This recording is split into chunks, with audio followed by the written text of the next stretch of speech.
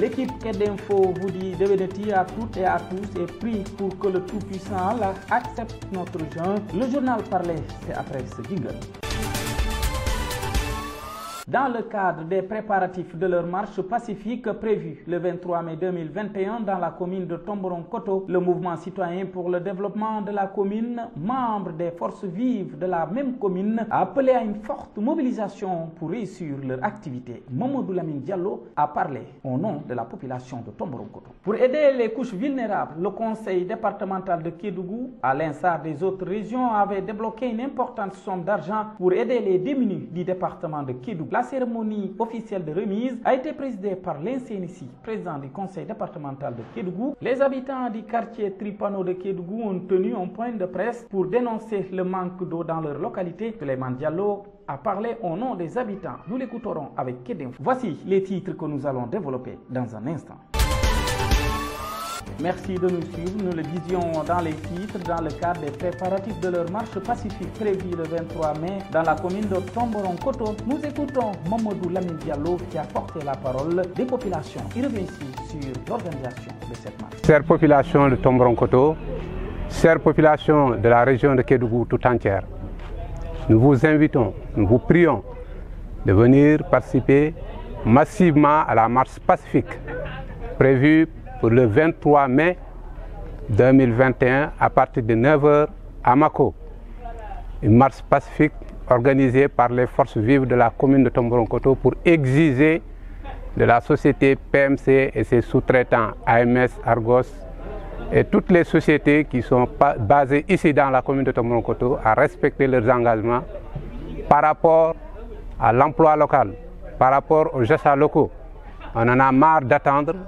On en a marre d'attendre toutes ces promesses depuis des années. Eh bien, c'est une marche pacifique, retenez bien la date.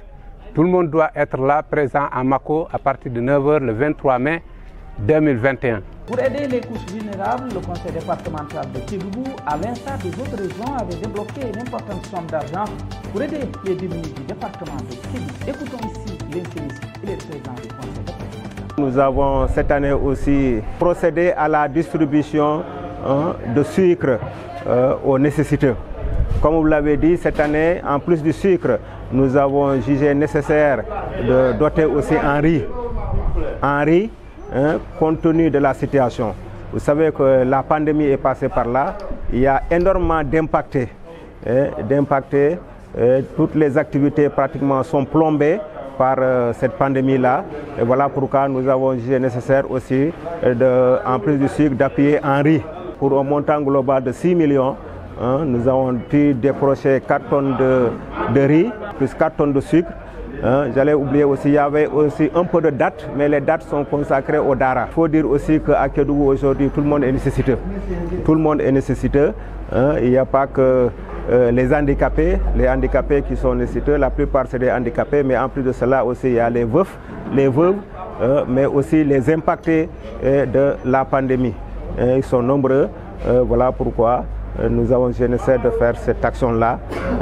Mais la volonté du conseil est de toucher le maximum de personnes possibles et cibles vraiment nécessiteuses.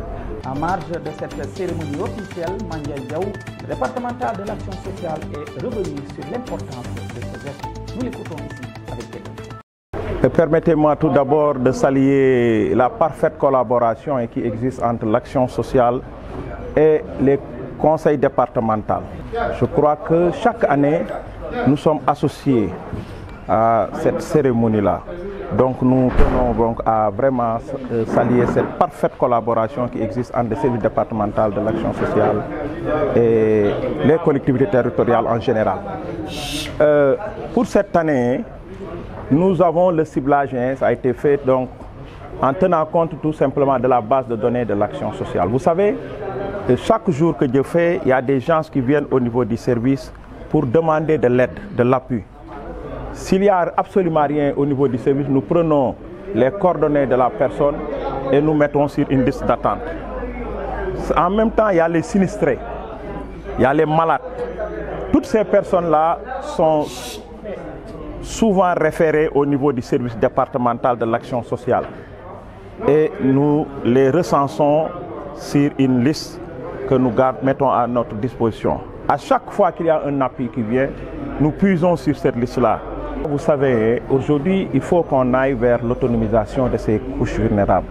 On ne peut pas continuer chaque année à appeler les mêmes personnes à leur donner du sucre, du riz, etc.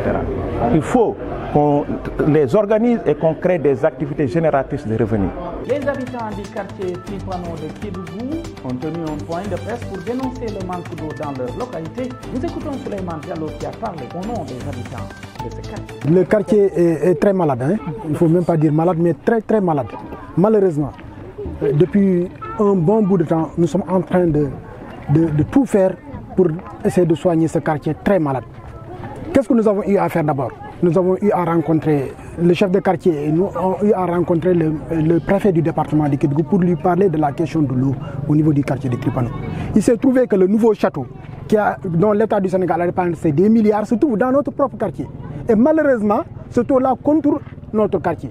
Nous avons des bornes fontaines qui sont là. Nous avons été voir aussi le responsable de la SDE. Il nous dit que ce n'est pas eux qui sont les responsables, c'est la SONES. De toute façon, nous autres membres du quartier de Tripano, nous ne savons pas nous ne ferons pas la différence entre SDE et la SONES. Ce que nous demandons, c'est de l'eau au plus vite pour les populations. Regardez cette canicule-là. Aujourd'hui, nous avons la température qui va jusqu'à 45 degrés. Les femmes sont obligées d'aller sous ce soleil de plomb pour avoir le liquide précieux. Autre aspect aussi à signaler, regardez, certains journalistes ont eu à tomber là-dessus.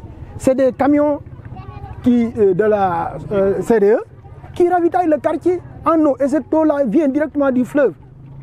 On va remercier la CDE qui a une bonne volonté de nous ravitailler en eau. Mais ce n'est pas de l'eau qui doit être consommée par les populations.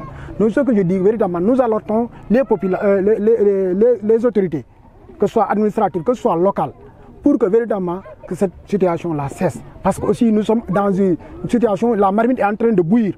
On est en train de chercher à la contenir, mais à un moment, on ne pourra plus et les gens véritablement pourront se faire entendre et ce que nous souhaitons.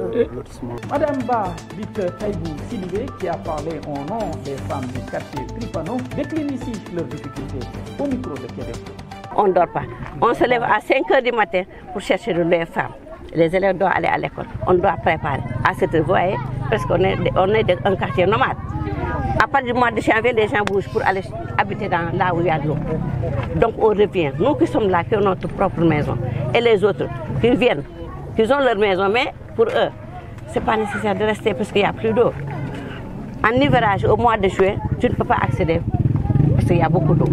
Mais l'eau potable, l'eau qu'on doit consommer, nous n'avons pas. Parce que d'autres journalistes sont témoins, parce que le plus qu'on a demandé, vous étiez là, en ce moment, on avait demandé, il y avait combien d'années? Plus d'une quinzaine d'années.